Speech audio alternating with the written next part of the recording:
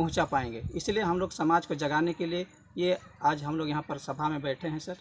तो क्या किस तरह से आप जगाने का प्रयास कर रहे हैं, जो आपको समाज क्या सोया हुआ है या क्या लाभ नहीं मिल पा रहा है, किस तरह से, किस कैटेगरी में, जनरल, एसटी, ओबीसी के किस कैटेगरी में आप अपने समाज को देखते हैं और कैसे झुका हुआ है? जी, जैसे वर्तमान में अभी सर कि हम लोग को रौतिया जाति को ओबीसी BC2 में रखा गया है सरकार का सूची का अनुसार।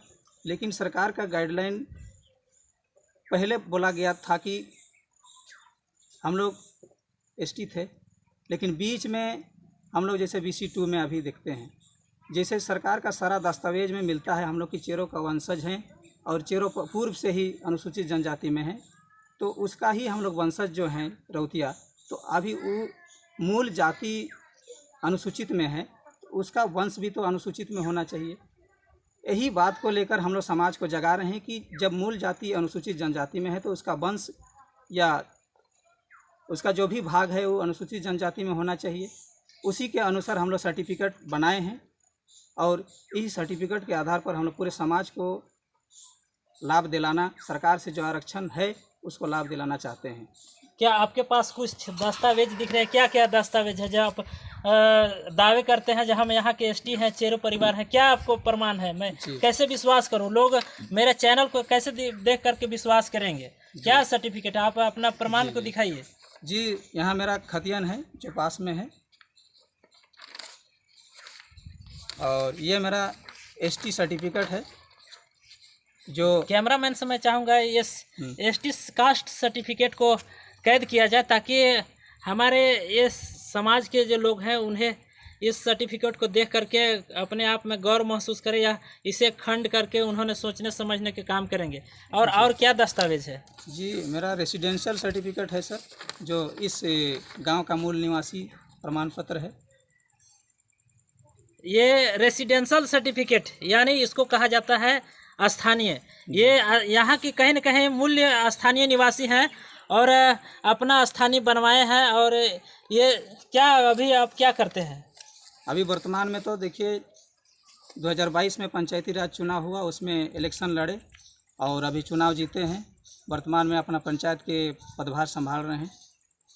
आपने देखा ये इन्होंने अपना पिछला पीढ़ी को देखा है किस तरह से हमको सरकार सूचीबद्ध करके रखा है।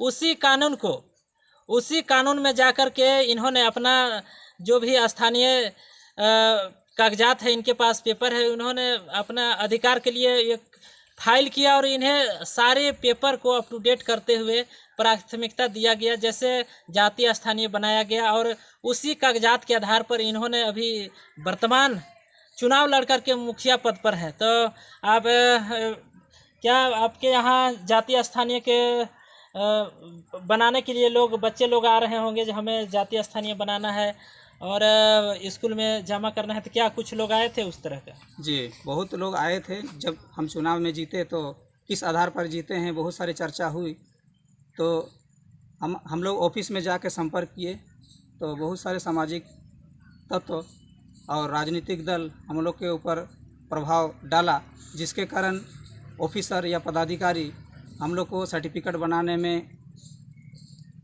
रुचि नहीं दिखाए और जिसके चलते अभी सर्टिफिकेट बनाने रोक दिया गया है। लेकिन सरकार का जो भी इतिहास है, हम लोग के पास जो CNT एक्ट है उसमें साफ वर्णन है कि हम लोग चेरों का वंशज जो 8वां नंबर में रौतिया जाति अंकित है। इसलिए जैसे हम लोग तो संवैधानिक रूप से बनाए हैं, तो हम लोग उम्मीद करते हैं और भरोसा है कि हम लोग सही में ST अनुसूचित हैं इस क्षेत्र में, जो कि आज भी वर्तमान समय में भी हम लोग आरक्षण का लाभ नहीं ले पा रहे हैं। तो आपके यहाँ कितने बच्चे लगभग आए होंगे? जातीय स्थानीय के लिए मुखिया से साइन की ज़रूरत होता है, तो कितने आज तक आपने जातीय स्थानीय के लिए साइन ठेपा किया? मुहर कितने कागजात में लगाए होंगे, एक अंदाज? जी, यहाँ लगभग हम लोग 2500 से 3000 जनसंख्या अपने गांव में हैं, तो लगभग 15 से 20 परिवार के बच्चे आए थे कि हमारा भी सर्टिफिकेट बने, ताकि हम जिस तरह से अन्य ST समुदाय को जो फ़ायदा मिलता है वो फ़ायदा हम भी ले सकें। लेकिन यही हुआ कि असामाजिक तत्वों के दबाव के कारण वो सर्टिफिकेट हम लोग का जो आवेदन था रद्द किया गया और नहीं बना।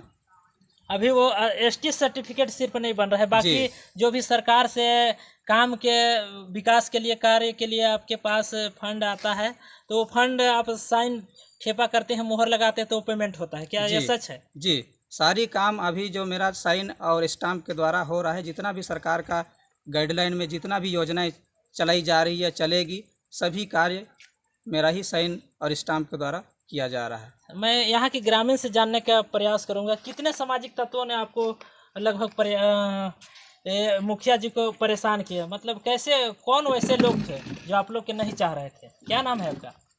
मेरा शुभ नाम है कृष्णा रौतिया, कृष्णा रौतिया। ग्राम तो बिंजू।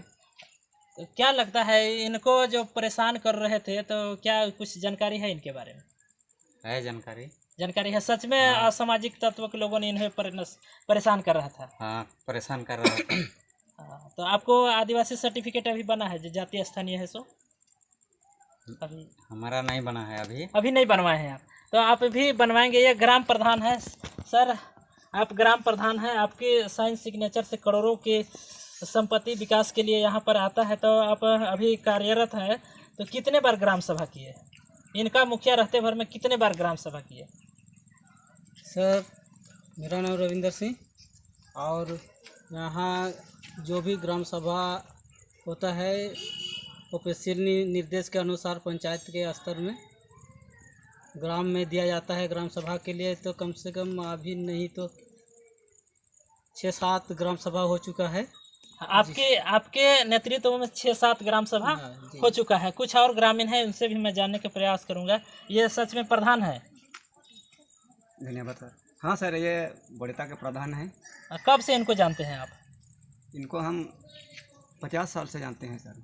50 साल से हाँ, जानते? मेरा 60 साल हो गया। हाँ, 60 साल हो गए। कहीं न कहीं आपका ही नज़र के सामने लोग जन्म लिए होंगे, पढ़े लिखे होंगे, शायद हो सकता है। तो कुछ यहाँ के सामाजिक कार्यकर्ता हैं और इन्होंने बैठ कर के कुछ बात कर रहे थे। मैं इनके और सहयोगी से बात करने का प्रयास करूँगा। तो सर, सबसे पहले आप परिचय देंगे? हाँ, धन्यवाद सर। मेरा नाम सुदर्शन सिंह है। आप कहाँ के रहने वाले? क्या एड्रेस आपका क्या है? मैं ग्राम डिगरी, प्रखंड रनिया, जिला खूंटी का रहने वाला हूँ। यहाँ आने क्या और बैठक करने का उद्देश्य क्या है? क्योंकि यहाँ हमारे अपना आदमी, अपना जात का एक मतलब मुखिया पद में है, तो उनसे मैं मिलने आया हूँ। और वो जो है सो मतलब मुखिया पद में रहकर यहाँ इस बिंजो पंचायत को अच्छी तरह से चला रहे हैं। और भी बहुत सारे समाज की बातें हैं जिनको उनसे मैं बातें करने आया था। अच्छा, कहीं न कहीं ये हमारे जो मुखिया है बिंजो पंचायत के, इनको आशीर्वाद देने के लिए और इनको प्रशंसा, काम की प्रशंसा देख करके इन्होंने मिलने के हालचाल लेने के विचार किया था। तो मैं कुछ लोग और हैं, उनसे भी जानने का प्रयास करूँगा। क्या नाम है आपका? मेरा शुभ नाम है बहुरा सिंह आपका पूरा परिचय? और प्रखंड रनिया है, गाँव डिगरी के निवासी हूँ। यहाँ आने का क्या उद्देश्य है? जो आप यहाँ बिंजो पंचायत में आए हैं, आप मुखिया के साथ बैठक कर रहे थे कि क्या कुछ बात कर रहे थे इसमें? हमको यही खुशी हुआ कि मतलब जैसे बिंजो पंचायत में हम लोग का आदमी मुखिया पद से जीत हासिल किया है, यही खुशी से आया हूँ मैं। अच्छा, ये मुखिया जी के लिए आप क्या कहना चाहेंगे? अभी वर्तमान में मुखिया हैं, आपका दोस्त है, साथी है, या आपका समुदाय के हैं, तो मुखिया जी के लिए आप क्या कहना चाहेंगे? क्या इनको आशीर्वाद देना चाहेंगे?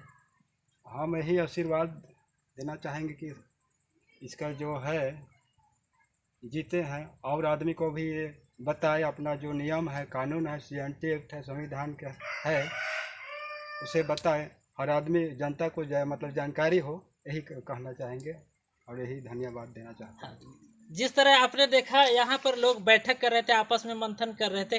कहीं न कहीं ये शोषित पीड़ित परिवार है और इनको लगातार शोषण किया जा रहा है।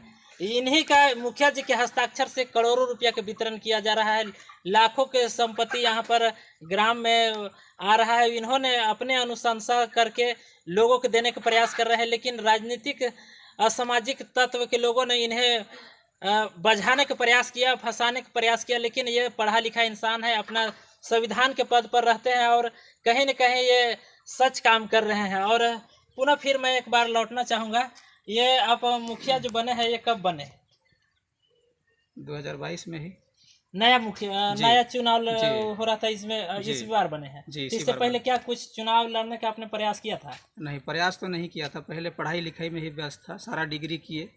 जब कहीं सरकार का कोई भी अधिकार हम लेने नहीं सके BC2 होने के नाते पहले, उसके बाद जब मेरा सर्टिफिकेट बना, जब आरक्षण में फ़ायदा लेने का लायक हुए, तो हम इस सर्टिफिकेट को बहुत जगह प्रयोग करके देखे, कहीं रुकावट नहीं हुआ। तो हम एक बार सोचे कि क्यों ना इस सर्टिफिकेट का हम लोग राजनीतिक में उपयोग करके देखें, ताकि पूरा झारखंड, सभी पार्टी के लोग या पूरा अधिकारी या विभाग को जानकारी मिले और हम लोग का इस सर्टिफिकेट को सरकार की तरफ से कितना मान्यता मिलेगी। यही सोच को लेकर हम लोग इस पहली बार ये पंचायती चुनाव में 2022 में हम लोग इलेक्शन फाइट किया।